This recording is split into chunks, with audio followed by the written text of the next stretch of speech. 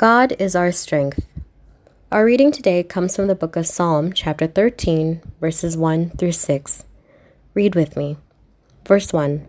How long, O Lord, will you forget me forever? How long will you hide your face from me? How long shall I take counsel in my soul, having sorrow in my heart daily? How long will my enemy be exalted over me? Consider and hear me, O Lord my God. Enlighten my eyes, lest I sleep the sleep of death. Verse 4. Lest my enemies say, I have prevailed against him. Lest those who trouble me rejoice when I am moved. But I have trusted in your mercy. My heart shall rejoice in your salvation. I will sing to the Lord, because he has dealt bountifully with me.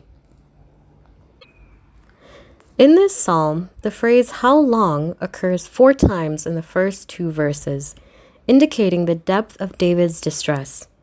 David expressed his feelings to God and found strength. By the end of his prayer, he was able to profess hope and trust in God. Through prayer, we can express our feelings and talk our problems out with God. He helps us regain the right perspective, and this gives peace. David frequently claimed God was slow to act on his behalf. We often feel the same impatience. It seems that evil and suffering go unchecked, and we wonder when God is going to stop them.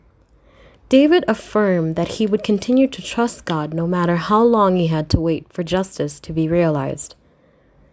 When you feel impatient, remember David's steadfast faith in God's unfailing love.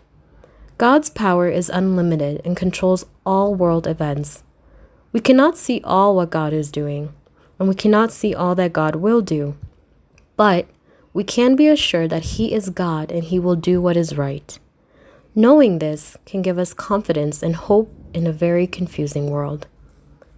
Habakkuk always had hope in God despite the circumstances. Prophet Habakkuk in chapter 3, verses 17 through 19, prophesies about the death of animals and crop failure in Judah. Even though this would devastate Judah, Habakkuk affirmed that even in the times of starvation and loss, he would still rejoice in the Lord. His feelings were not controlled by events around him, but by faith in God's ability to give him strength.